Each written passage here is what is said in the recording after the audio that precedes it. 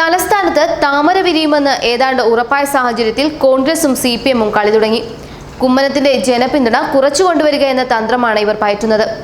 ഇതിനിടെ തലസ്ഥാനത്ത് BJP ജയിക്കുന്ന ചരിത്രം ഉണ്ടാകരുതെന്ന് ജില്ലാ നേതാക്കൾക്ക് AICC-യുടെയും KPCC പ്രസിഡന്റിന്റെയും കർശന നിർദ്ദേശവും ലഭിച്ചു കഴിഞ്ഞു. വയനാട്ടിൽ രാഹുൽ ഗാന്ധിയെ പോലെ ഒരു നേതാവ് മത്സരിക്കുമ്പോൾ ആ പ്രഭാവം കേരളത്തിൽ മൊത്തം അലയടിക്കണം എന്ന് ജില്ലാ നേതാക്കൾക്ക് നൽകിയ നിർദ്ദേശത്തിൽ പറയുന്നു. മാത്രമല്ല, കുമ്മനത്തിന്റെ തീവ്ര വർഗീയ നിലപാട് ശക്തമായി പ്രചരിപ്പിക്കാൻ നിർദ്ദേശം നൽകിയിട്ടുണ്ട്. ഇതിനായി ശബരിമല വിഷയവും മാറാട് കലാപവും ഉയർത്തിക്കാട്ടണമെന്നാണ് നിർദ്ദേശിക്കുന്നത്. AICC ജനറൽ സെക്രട്ടറി മുകുൾ വാസ്നിക്കിന്റെ നേതൃത്വത്തിൽ ഇന്നലെ ചേർന്ന അവലോകന യോഗത്തിലാണ് തീരുമാനം.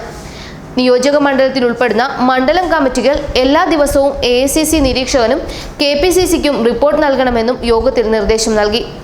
തിരുവനന്തപുരത്ത് വിജയിക്കുമെന്ന് പ്രചരിപ്പിച്ച് കേരളത്തിലാകെ നേട്ടമുണ്ടാക്കാമെന്നാണ് BJP കരുതുന്നതെന്ന് യോഗത്തിൽ നേതാക്കൾ പറഞ്ഞു.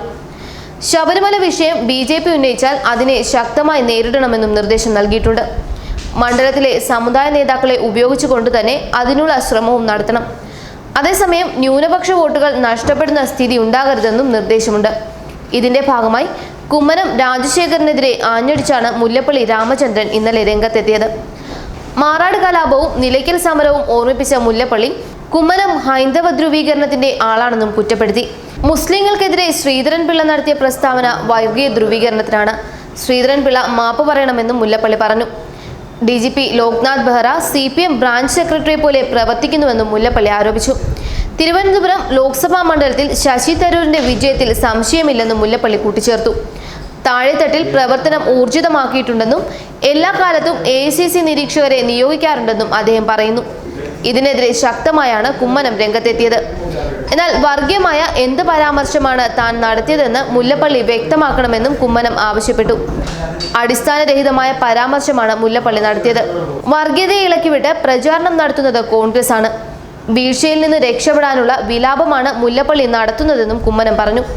കഴിഞ്ഞ ദിവസം ഏഷ്യാനെറ്റ് സർവേ പ്രകാരം 6% വോട്ട് വ്യത്യാസത്തിൽ കുമ്മനം ജയിക്കുമെന്നാണ് കണക്കാക്കുന്നത്. NDA 40% വോട്ട് പിടിക്കുന്ന മണ്ഡലത്തിൽ UDF-ന് പ്രവചിക്കുന്നത് 34% വോട്ടാണ്. ഇടതുമുന്നണിക്ക് 25% വോട്ടുണ്ടാകുമെന്നും സർവേ പറയുന്നു. ആദ്യ തെരഞ്ഞെടുപ്പിൽ 1 ലക്ഷം വോട്ടിനടുത്ത് വിജയിച്ച ശശി തരൂർ കഴിഞ്ഞ തവണ ജയിച്ചത് വെറും 17,470 വോട്ടിനായിരുന്നു. രണ്ടാം സ്ഥാനത്തുള്ള BJP-യും മൂന്നാം സ്ഥാനത്തുള്ള CPI-യും തമ്മിലുള്ള വ്യത്യാസം 33,000-ഓളം വോട്ടുമായിരുന്നു. എന്നാൽ ഇത്തവണ ആ സമവായമെല്ലാം മാറി മറിയുമെന്നാണ് കരുതുന്നത്. ന്യൂസ് ഡെസ്ക് മലയാളി വാർത്ത.